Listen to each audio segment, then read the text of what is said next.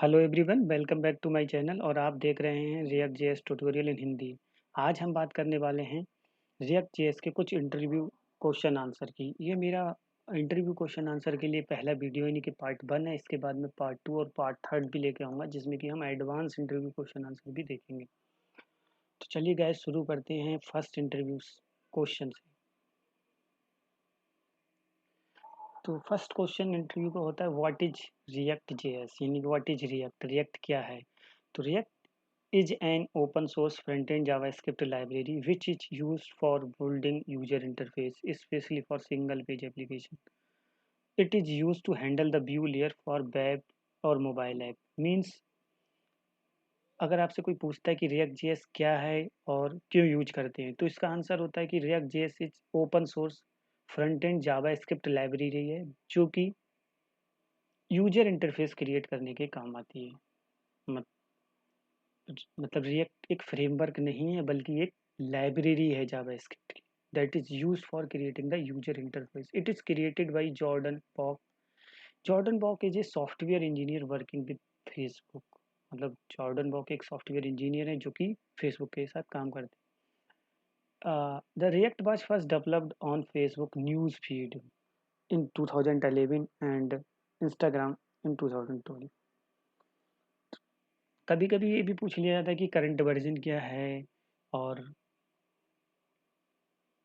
इसमें क्या-क्या चेंजिंग है? तो आप ये भी कुछ देख के जाना कि भई करंट वर्ज़न क्या है और नया चेंजिंग क्या-क्या आया है। तो दूसरा क्वेश्चन हम स्टार्ट करते हैं, what are the major feature of React? मतलब ये हुआ कि क्या एडवांटेज हैं रिएक्ट के, व्हाई वी यूज़ रिएक्ट?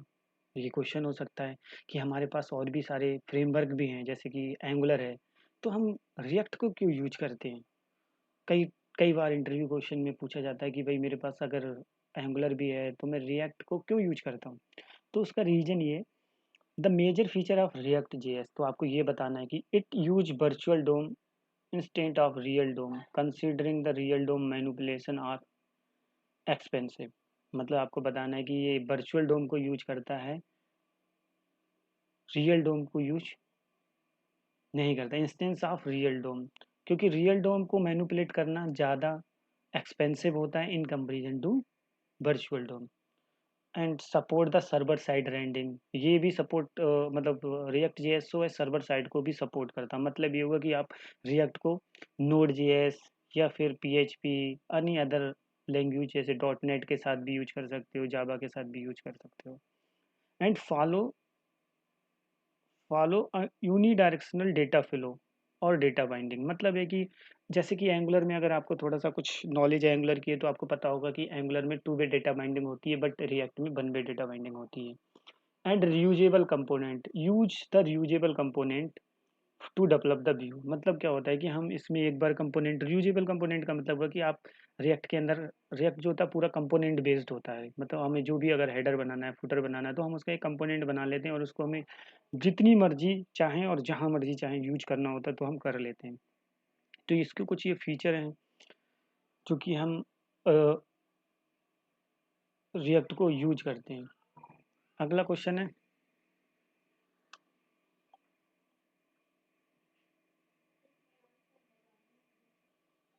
अगला क्वेश्चन है कि what is the component in react, component क्या होता है और हम क्यों यूज करते हैं? तो component is a specific part of code that can be reuse, reuse means again and again when we need in an application.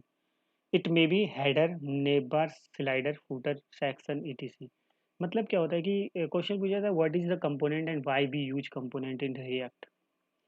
तो कंपोनेंट क्या होता है कि स्पेसिफिक पार्ट ऑफ कोड होता है जो कि हम रीयूज कर सकते हैं। जैसे कि अगर मैं कोई वेबसाइट का कोई हेडर बनाना है, कोई वेब पेज बना रहा हूँ, तो मुझे कोई हेडर बनाना है या नेविगेशन बार बनाना है या स्लाइडर बनाना है या फूटर बनाना, और मुझे हेडर, अगर मुझे 10 जगह सेम हेडर रखना है तो मैं एक कंपोनेंट बना लूँगा, या सेम ही 10 जगह मुझे नेव बार बनाना है तो मैं एक बार नेव बार बना लूँगा और उसको 10 जगह यूज़ कर लूँगा। ऐसे ही सेम स्लाइडर है, फूटर है। तो कंपोनेंट क्या होता है कि स्पेसिफिक पार्ट ऑफ कोड होता है जो कि हम अगेन एंड अगेन वेबसाइट में यूज़ कर सकते हैं। शायद गाइस आपको क्लियर हो गया होगा कि कंपोनेंट क्या है। Component is a part of website that can be used again and again in whole website. मतलब आप होता क्या है कि अगर आप एक बार कंपोनेंट बना लो और उसको मल्टीपल टाइम यूज कर सकते हैं। अगला क्वेश्चन करते हैं।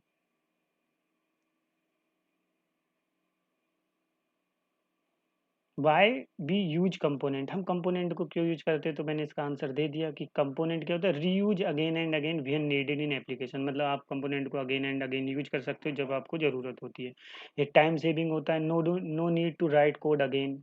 मतलब आपको अगेन एंड अगेन, आपको एक बार आपने बना लिया तो उसको बार बार लिखने की जरूरत नहीं है। इससे क्या होगा, फास्ट डेवलपमेंट होगा। And code reuse help to make your app easier to develop and easier to maintain. अगर आपको क्या होगा कि आपको एक बार पता है कि मेरे को हेडर में चेंज करना है, तो आप जाएं, ये नहीं है आपने कि 10 पेजों में जाके फिर पता लगेगा कि कहाँ पे चेंज करना है। मतलब पूरी एप्लीकेशन में जहाँ जरूरत होगी आप डायरेक्ट पहुँच जाओगे उस फाइल पे और वहाँ पे चेंज कर सकते हैं। ये इसके कुछ फ़ायदे हैं। They also help you to implement consistent look. मतलब ये अगर consistent look and feel across the whole project, मतलब ये हुआ कि अगर आपने एक हेडर बना लिया या नेम बार बना लिया, स्लाइडर बना लिया, अब उसको आप जहाँ मर्जी आएगा 10 जगह 10,000 जगह यूज कर रहे हैं तो सभी जगह एक जैसा लुक देगा। ये नहीं है कि हेडर किसी पेज में कैसे दिख रहा है, किसी पेज में कैसे दिख रहा है। तो ये भी एक इसका फायदा है। अगला क्वेश्चन,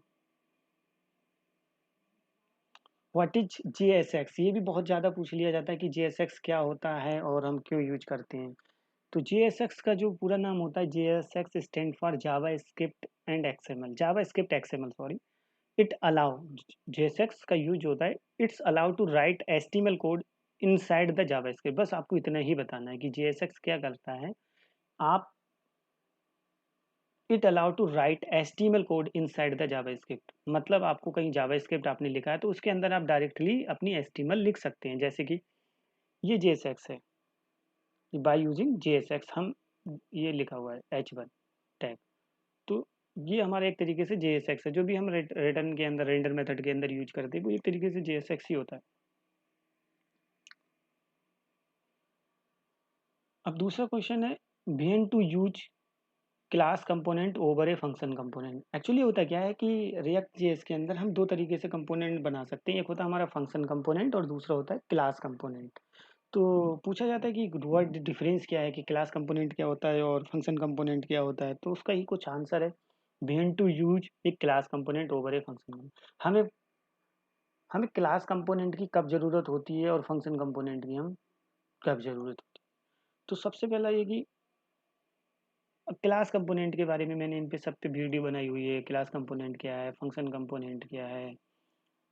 आप अगर उसको डिटेल में आपको बनाना सीखना है कि कैसे बनाते हैं, क्या होता है, उसको सारा मैंने बताया। बट मैं इसमें सिर्फ क्वेश्चन और आंसर कर रहा हूँ, तो मैं सिर्फ आंसर आपको बताऊंगा। If the component need state or life cycle method, then use class component, otherwise use the function component. Means कहने का ये हुआ, अगर आपके कंपोनेंट में या आपको state or life cycle method का यूज करना है तो आप क्लास कंपोनेंट बनाएंगे। अदरवाइज अगर आपको नहीं करना है तो आप फंक्शन कंपोनेंट बना सकते हैं। यही मेन डिफरेंस है। बट फ्रॉम रिएक्ट 16.8, जो रिएक्ट का 16.8 वर्जन आया है with the addition of hooks, जिसके अंदर हुक्स आए हैं, जैसे यूज इफेक्ट हुक आया है। और तो इन हुक से हम क्या कर सकते हैं,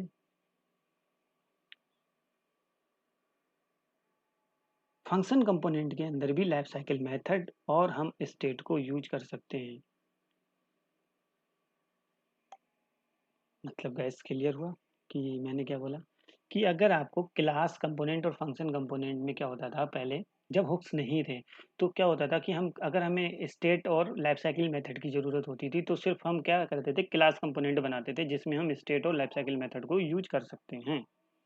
बट अब जब से रिएक्ट का वर्जन 16.8 आया है जिसके अंदर हुक्स आए हैं, तो अब हम हुक्स का यूज करके अपने कंपोनेंट में state or life cycle method का भी यूज कर सकते हैं। अगला क्वेश्चन देख लेते हैं, how to create a component in React. अच्छा, ये क्वेश्चन मैंने आपको पहले ही बता दिया कि कंपोनेंट के जो रिएक्ट में हम कंपोनेंट दो तरीके से क्रिएट कर सकते हैं। पहला है फंक्शन कंपोनेंट और दूसरा है क्लास कंपोनेंट। और फंक्शन कंपोनेंट क्या होता है और क्लास कंपोनेंट क्या होते हैं, कभी कभी डिफरेंस पूछा जाता है। क्लास फंक्शन कंपोनेंट जो होता है एक simplest way to create a component, एक तरीके से क्या होता है, प्योर जावास्क्रिप्ट फंक्शन होते हैं जो कि अपने आर्गुमेंट में प्रॉपर्टी अपने मतलब हम कोई भी आर्गुमेंट में हम पास कर सकते हैं, प्रॉप्स पास कर सकते हैं in function component. But in class component you can use ES6 class define to the component. हमें ES6 का यूज करना पड़ता है, जैसे कि हम ES6 में क्लास बनाते हैं और उसके अंदर हम कंस्ट्रक्टर बना सकते हैं, क्लास कंपोनेंट के अंदर स्टेट बना सकते हैं। तो क्लास कंपोनेंट जो है क्लास कीवर्ड से स्टार्ट होता है और उस तरीके से हम उसको यूज करते हैं। इस पे भी मैंने वीडियो बनाई हुई है कि प्रॉप्स क्या हैं, जो कि प्लेलिस्ट में आपको मिल जाएगी, और फंक्शन कंपोनेंट क्या होता है, कैसे बनाते हैं। तो चलिए गाइस नेक्स्ट क्वेश्चन से स्टार्ट करते हैं।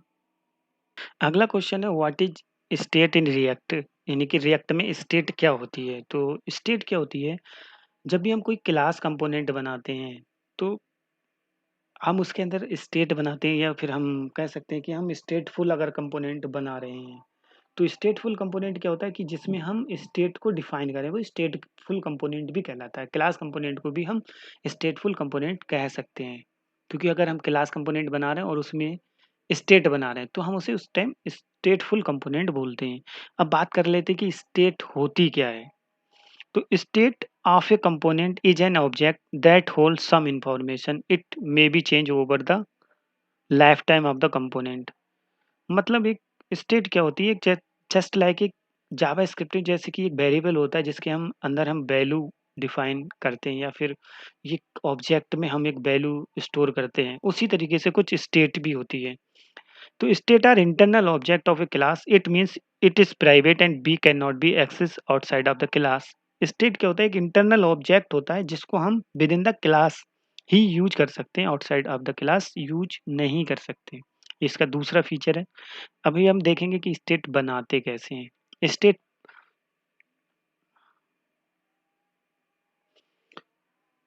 The value of state can be modify or change by using set state function. मतलब हम सेट स्टेट फंक्शन जो एक होता है इसके अंदर, जिस स्टेट के अंदर अगर हमें कोई स्टेट की कोई वैल्यू को मॉडिफाई करना है या चेंज करना है तो हम इस मेथड का यूज कर लेते हैं।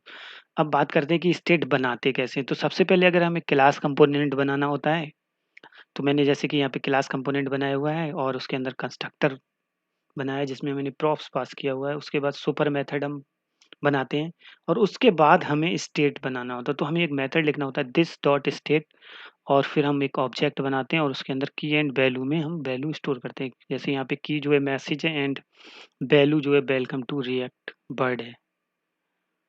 अब इसको यूज कैसे करते हैं, जो स्टेट हमने बनाई है अगर इसको हमें रेंडर करना है पेज पे तो हम this dot state dot variable जो भी हमने जो की है उसको हम यूज करेंगे तो हम इसे रेंडर कर सकते हैं।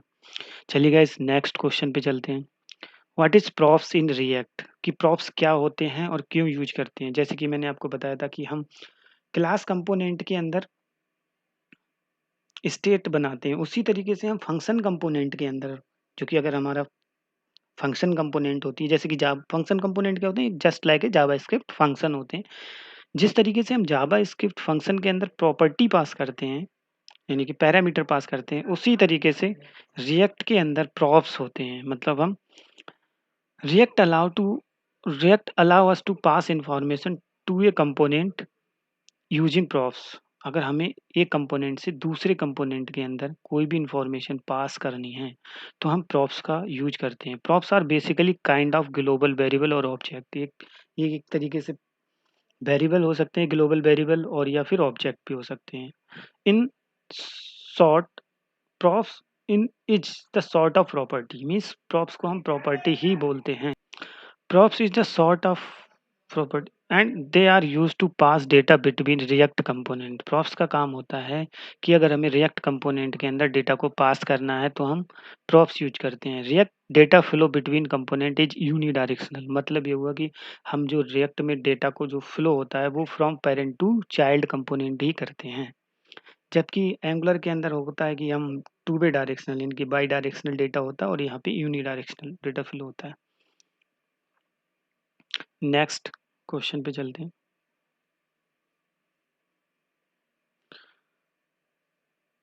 प्रॉप्स थोड़ा सा और बात कर लेते हैं प्रॉप्स के बारे में। Props are the argument pass into React component. एक तरीके से आर्गुमेंट होते हैं जो कि रिएक्ट कंपोनेंट में पास होते हैं।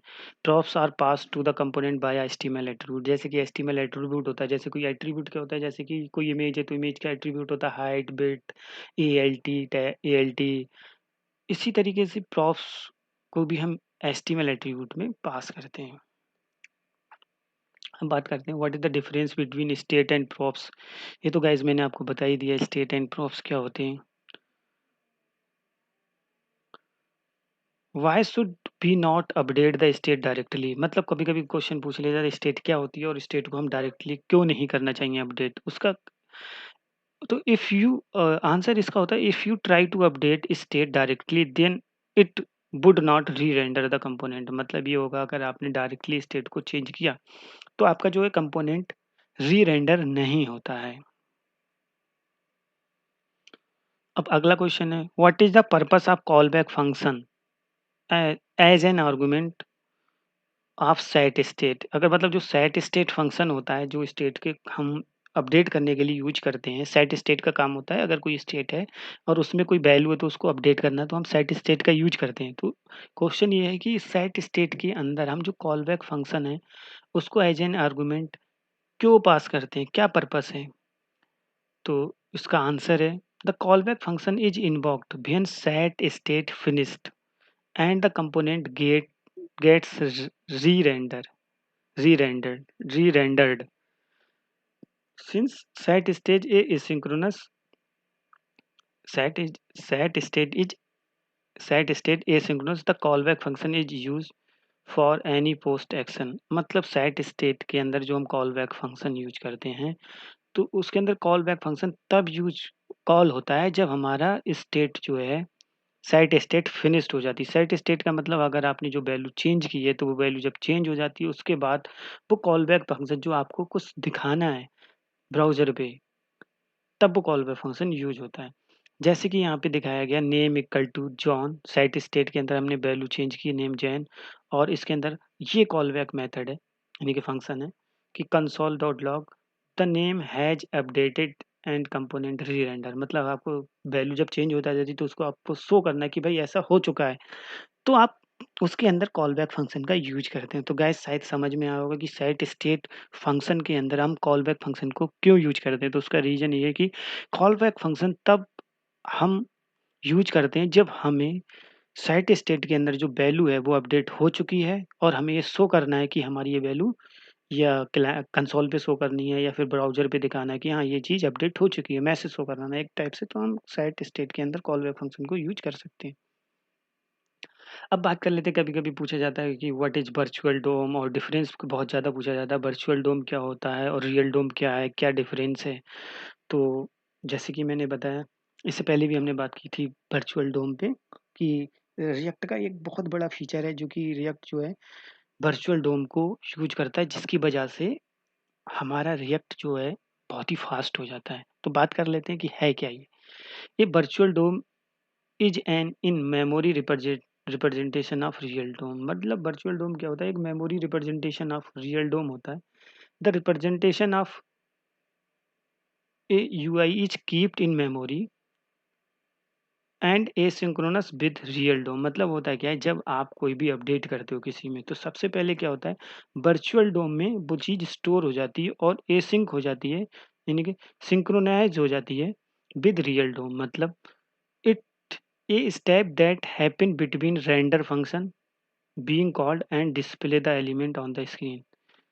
मतलब ये होता है कि जैसे कि अगर मेरे पास कोई कंपोनेंट है और उसमें मुझे कुछ चेंज करना है तो होता क्या है कि हमारा कंपोनेंट पूरा री रेंडर होता है और तो वो सारा वर्चुअल डोम में स्टोर हो जाती है। वर्चुअल डोम एक तरीके से क्या है memory representation of real DOM होता है। तो वो पहले चेक करता है कि पहले हमारे कंपोनेंट में क्या क्या था और जो चेंज होने के बाद कोई जैसे स्टेट चेंज हुई तो स्टेट चेंज होने के बाद क्या है कंपोनेंट में। तो सिर्फ वर्चुअल डोम क्या करता है, सिर्फ उसी पार्ट को अपडेट करता है और व्यू पे शो कर देता है, मतलब रियल डोम पे शो कर देता है। तो यही काम होता है कि वर्चुअल डोम क्या है और क्यों यूज करते हैं। मतलब अगर हमारे पास सिर्फ रियल डोम होता तो क्या होता, सारा कंपोनेंट अपडेट होता और फिर दोबारा से जाके री रेंडर होता ऑन ब्राउज़र। तो इसमें क्या होता, टाइम ज़्यादा लगता, स्लो होता।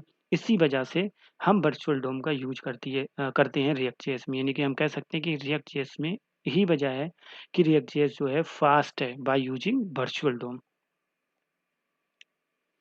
अब बात कर लेते हैं कि हाउ वर्चुअल डोम वर्क, मतलब वही जो अभी मैंने इससे पहले बताया कि वर्चुअल डोम कैसे वर्क करता है। तो यहाँ पे थोड़ा-सा देख लेते हैं। The virtual DOM work in 3 simple step, 3 simple step हैं। पहला स्टेप है whenever any update data change the entire UI is री render in virtual DOM representation. होता क्या है, जैसे ही कुछ चेंज होता है, व्हेनेवर एनी अंडरलाइंग डेटा, मतलब जिस भी डेटा को आप चेंज करते हैं, तो द एंटायर यूआई इज री render in virtual DOM representation. Virtual DOM में क्या होता है, सारा री रेंडर होता है। The difference between the previous DOM representation and the new one is calculated. मतलब क्या हुआ, अगर मेरे पास कोई स्टेट है जो कि मैंने अगर चेंज किया है, स्टेट में मेरे पास माना कि एक नेम है, नेम इक्वल टू हेमंत। अब हेमंत को मैं चेंज करके सुमित करना चाहता हूँ, तो क्या होगा, वर्चुअल डोम पूरा री-रेंडर होता है और वो फिर कैलकुलेट करता है कि प्रीवियस डोम रिप्रेजेंटेशन में क्या वैल्यू थी और न्यू में क्या है।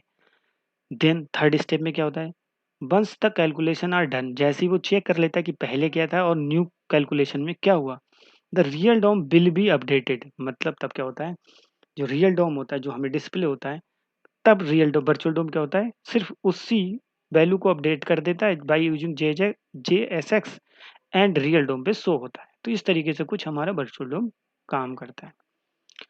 अब बात कर लेते हैं what are the phase of component life cycle. तो मैंने कंपोनेंट लाइफ साइकिल पे एक पूरा वीडियो बनाया हुआ है और सारा बताया कि कंपोनेंट लाइफ साइकिल क्या होता है, कितने फेस होते हैं और कितने लाइफ साइकिल, हर फेस में कौन-कौन से लाइफ साइकिल मेथड यूज़ होते हैं। इस पे गाइस मैंने पूरी एक वीडियो बनाई हुई है, सेपरेट वीडियो, आप उनको चेक कर लें ताकि आपको अच्छे से समझ में आ जाए, क्योंकि बहुत बार क्वेश्चन पूछा जाता है। तो बात कर लेते हैं कंपोनेंट लाइफ साइकिल फेस कौन-कौन से हैं। तो लाइफ साइकिल फेस हमारे 3 होते हैं, एक mounting, updating and unmounting. Mounting phase क्या होता है, अपडेटिंग क्या होता है, अनमाउंटिंग क्या होता है, ये शायद मैंने आपको सारा बता चुका हूँ। और इसमें हम कौन-कौन से मेथड यूज़ करते हैं। तो माउंटिंग के अंदर हम यूज़ करते हैं constructor, get, derived state from props, render and component did mount. Update method के अंदर in this phase the component get update in two way, sending the new props and updating the state either from set state और force update। ये दो method use होते हैं। The face cover कौन कौन से मेथड आते हैं, get, derived state from props, should component update, render और गेट स्नैपशॉट बिफोर अपडेट। इन सभी पे मैंने वीडियो बनाई हुई है, गेट स्नैपशॉट बिफोर क्या होता है, आप प्लीज़ उसको वीडियो को चेक कर लें, प्लेलिस्ट में आपको मौजूद है सारी चीज़ें। और अनमाउंटिंग फेस थर्ड वन होता है, उसके अंदर component bill unmount life cycle method call करते हैं। कंपोनेंट अनमाउंटिंग का मतलब होता है जब आपको कंपोनेंट को रिमूव करना होता है डॉम से, तब हम अनमाउंटिंग फेस का यूज करते हैं। तो थैंक यू गैस, ये था मेरा पार्ट वन जिसमें हमने बेसिक क्वेश्चन कुछ देखे थे। इसके बाद हम पार्ट टू में देखेंगे कुछ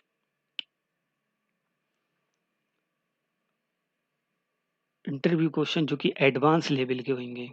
तो थैंक यू गैस। अगर आपको वीडियो अच्छी लगी हो तो चैनल को सब्सक्राइब करें और दोस्तों के साथ शेयर करें।